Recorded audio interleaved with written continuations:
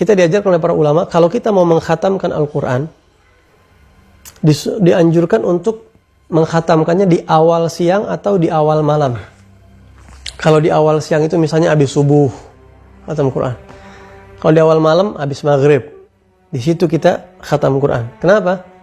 Disebutkan dalam riwayat bahwa ketika kita khatam Al-Quran, maka ada puluhan ribu malaikat yang beristighfar untuk kita yang mengkhatamkan Quran tersebut. Puluhan ribu, dalam riwayat kalau tidak salah 60 atau 70 ribu. Malaikat itu beristighfar untuk kita sampai maghrib kalau kita khatam Qurannya siang. Tapi kalau kita khatam Qurannya malam, malaikat istighfar itu puluhan ribu malaikat itu sampai subuh. Nah kalau kita khatam Qurannya itu pas mau maghrib, sejam sebelum maghrib, malaikat cuma sejam doang untuk istighfar buat kita. Tapi kalau kita khatam Qurannya dari habis subuh, berapa jam tuh sampai maghrib? Gitu. Jadi patokannya mereka berhenti di maghrib kalau khatam Qurannya siang. Tapi kalau khatam Quran malam berhentinya di subuh. Makanya disunahkan diperpanjang. Kayak di sholat raweh itu kan masih ke subuh masih panjang. Itu. Adapun cara khatam Quran adalah si pembaca Al-Quran ini baca sampai surat Ad-Duha. Nanti di surat Ad-Duha sampai An-Nas itu dibaca di saat khatam Quran.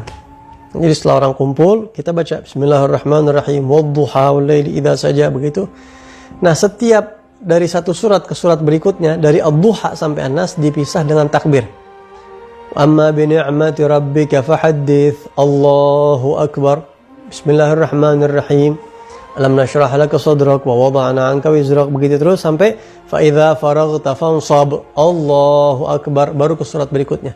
Jadi antara satu surat ke surat berikutnya itu dipisah dengan takbir, baik di dalam salat ataupun di luar salat. Itu panjang hadisnya, keterangannya, riwayatnya, ini dalil-dalilnya. Imam Syafi'i menyebutkan banyak, saya tidak sebutkan di sini. Yang jelas itu tata caranya seperti itu. Nah, adapun kenapa takbir juga itu ada latar belakangnya, semua ada sebab-sebabnya ya, karena waktu itu sebab turunnya Ad-Duha sampai akhir kita bisa lihatlah di keterangan, saya nggak bahas itu. Ini caranya aja yang saya jelaskan. Kemudian ketika sampai di surat Al-Ikhlas, Qul huwallahu ahad, Al-Habib Abdullah bin Al-Haddad mengatakan hendaknya dibaca 4 kali. Jadi yang lain semua sekali-sekali itu Ad-Duha, Alam Nashrah, semua sekali-sekali begitu sampai Al-Ikhlas, Qul huwallahu ahad 4 kali. Yang satu memang jatah bacaan, yang 3 ini untuk menyempurnakan. Karena kata Rasulullah, suratul Ikhlas ta'dilu thulutsal Quran. Surat Al-Ikhlas sekali sama seperti sepertiga Al-Quran. Jadi kalau 3 kali baca Al-Ikhlas sama seperti khatam Quran. Nah, sehingga 3 kali yang dibaca ini untuk menutupi kekurangan-kekurangan kita saat baca dari awal Al-Fatihah sampai akhir. Mungkin ada yang tajwidnya kurang, ada panjang pendek yang teledor. Semoga berharap tertutup dengan surat Al-Ikhlas yang kita baca 3 kali itu. Kemudian sampai An-Nas, setelah An-Nas jangan sampai kita berhenti di situ.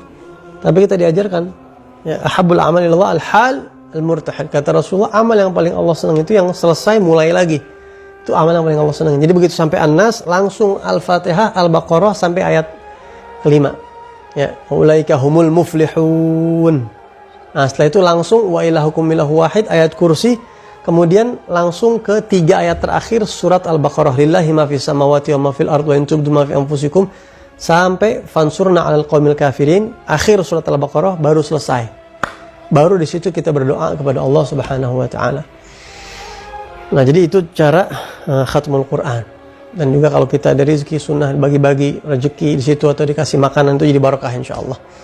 Mungkin ini sekelumit sedikit daripada